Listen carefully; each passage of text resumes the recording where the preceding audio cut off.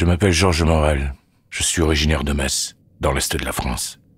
Je suis un agent retraité de la DST, Direction de la surveillance du territoire. J'ai réuni dans ce document l'équivalent de 15 ans d'infiltration au sein de la mafia la plus importante d'Europe de l'Ouest, la famille Rickenbach. C'était le 4 juin 1950. Le directeur du service de contre-espionnage m'avait convoqué dans son bureau. Il m'avait confié une mission qui consistait à recueillir et à communiquer des informations permettant de démanteler le réseau Rickenbach. C'est ainsi que j'ai connu Eliane Claire, l'autre agent assigné sur la mission. Elle était à peine plus âgée que moi, mais beaucoup plus expérimentée. La DST nous avait infiltrés au sein de la famille Rickenbach en tant qu'un simple homme de main. Il nous fallait donc gagner leur confiance pour monter en grade et être au plus près de leurs gros coups sur le territoire. Le service nous avait trouvé une petite maison près de Metz, quelque chose d'assez précaire qui, au fil du temps, s'était avéré plutôt confortable. Eliane et moi nous faisions passer pour Odile et Grégoire Dumas, un jeune couple de fiancés. Notre cohabitation s'était dès le début avérée agréable. Eliane était à l'écoute et pleine d'empathie.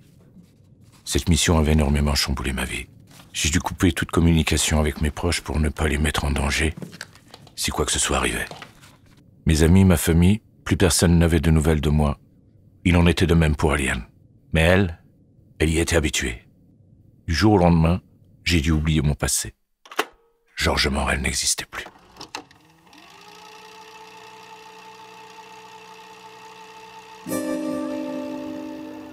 Les Rickenbach ressemblaient à n'importe quelle famille, du moins en apparence. Derrière cette façade se cachait une véritable organisation dédiée au trafic de stupéfiants, dirigée à Paris. C'est le bras droit du parrain, Edgar Rickenbach, qui supervisait l'antenne de l'Est. Juste en dessous de lui, André Muller. Il s'occupait de mener à bien les actions criminelles de la région. Ensuite, il y avait Serge Rickenbach. C'était le membre le plus exposé. Son nom était fiché dans toutes les banques et les commissariats de France. Mais il était l'un des piliers de l'organisation, alors il fallait faire avec. Le troisième acolyte, Paul Devriès, était le convoyeur de fonds. C'est lui qui se déplaçait de Metz à Paris chaque semaine pour approvisionner les coffres de Frank Rickenbach, le parrain du réseau. Pour faciliter les affaires en Europe de l'Est, un cousin éloigné du parrain était venu nous rejoindre dans les années 70. Nous n'étions jamais parvenus à mettre un nom sur ce visage. Ces images se trouvent d'ailleurs être les seules que j'ai pu filmer. La famille vivait aux alentours de Metz, dans une maison près d'un lac et en bordure de forêt. Tous les hommes vivaient ensemble, leurs familles se côtoyaient, leurs enfants jouaient dans les mêmes parcs, dans les mêmes piscines.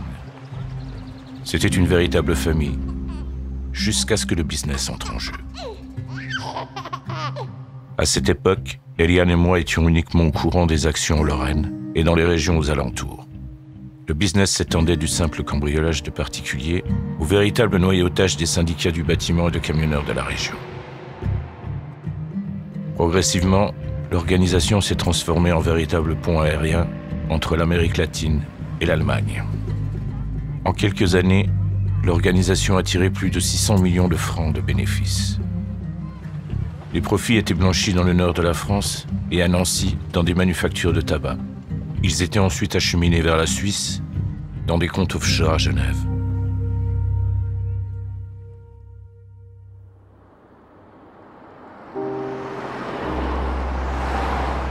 Deux ans déjà que nous étions infiltrés et la famille Rickenbach nous accordait de plus en plus leur confiance. Pour marquer le coup, elle nous avait placés sur une grosse affaire, celle de Paul Corrège, un pilote français qui avait de nombreuses dettes.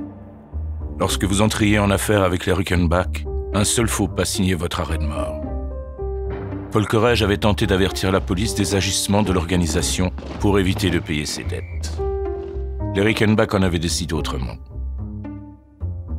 Lorsque nous avions appris quelle mission nous avait été réservée, nous avions tenté d'avertir la DST.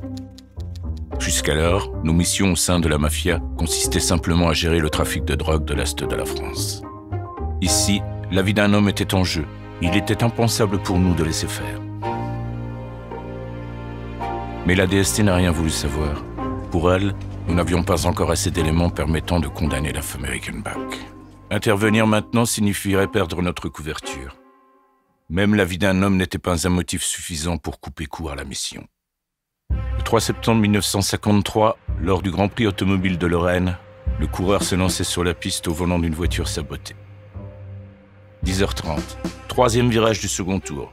Le moteur s'enflamme et le feu se propage rapidement. Nous n'avions pas directement été auteurs de cet assassinat, mais nous avions fait diversion lors du sabotage de sa voiture et la culpabilité était bien présente. Trop présente. La panique n'arrangeait rien. La cohue générale nous rappelait la gravité de la situation.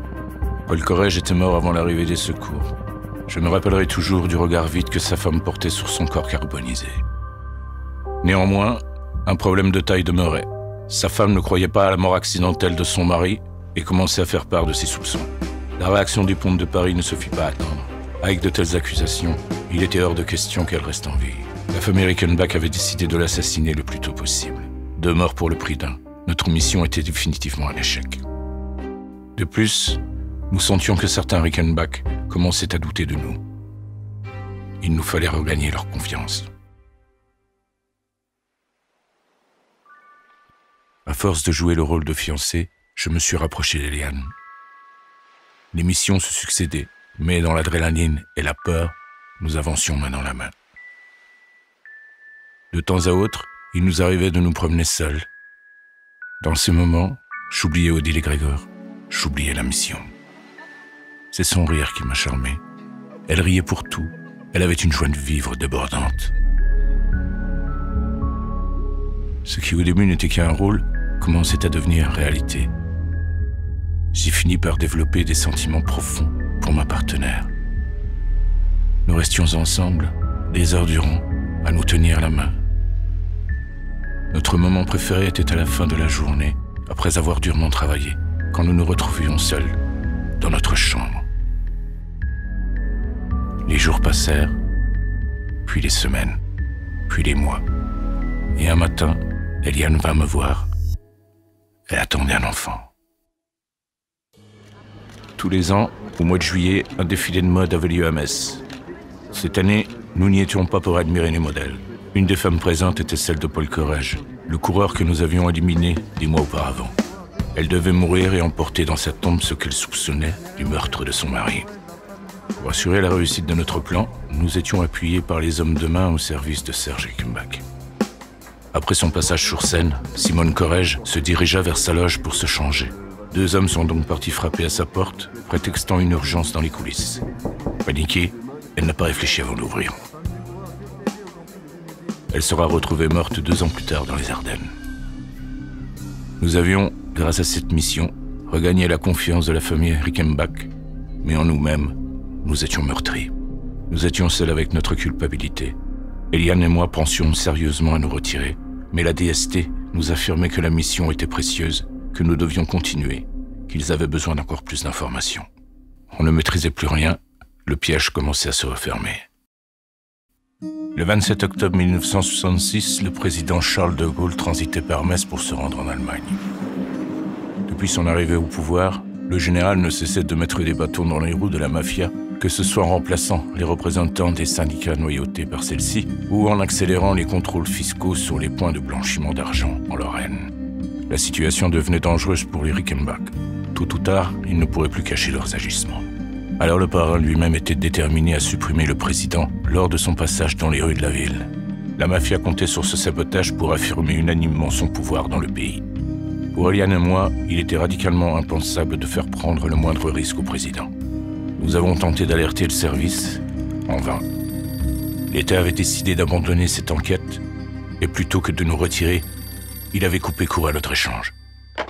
Alors Eliane et moi, nous sommes promis d'empêcher nous-mêmes le drame de se produire. La situation est extrêmement tendue. Plus d'1 millier de personnes s'étaient réunies pour assister au passage du président dans la ville. Il fallait agir au plus vite. 10 heures, la route est évacuée pour préparer le passage du cortège. 10h30, les premières voitures entament la longue avenue. Un tireur d'élite de la mafia est posté sur un toit, prêt à loger une balle dans le crâne du président.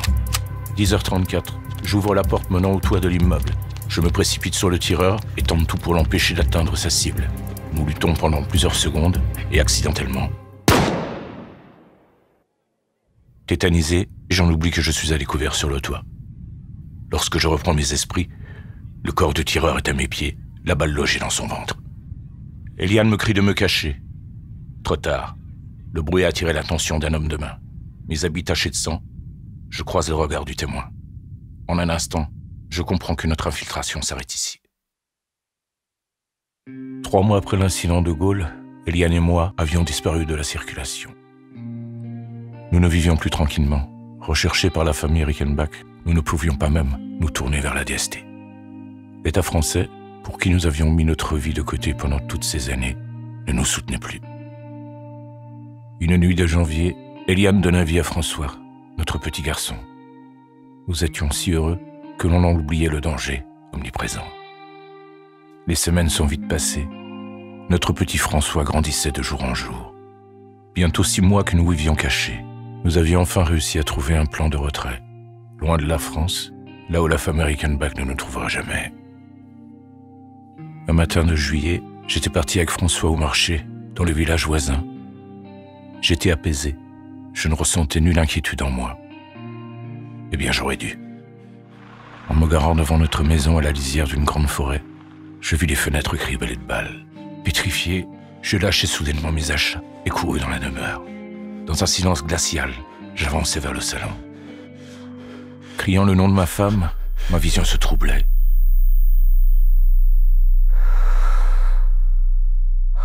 J'arrivais trop tard.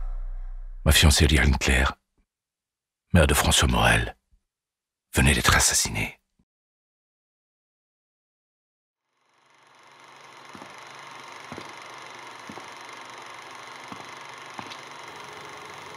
Je suis parti en emmenant mon fils qui ne connaîtra jamais sa mère. Ma femme a été assassinée, mais son meurtre fut étouffé comme chaque affaire touchant la famille Rickenbach depuis son existence. Elle est morte pour la France. Une France dirigée par un gouvernement qui n'a même pas daigné écouter mes plaintes et qui a préféré laisser tomber l'affaire. Monsieur le juge, vous trouverez dans ce dossier suffisamment de preuves pour arrêter la famille Rickenbach et emprisonner ces criminels.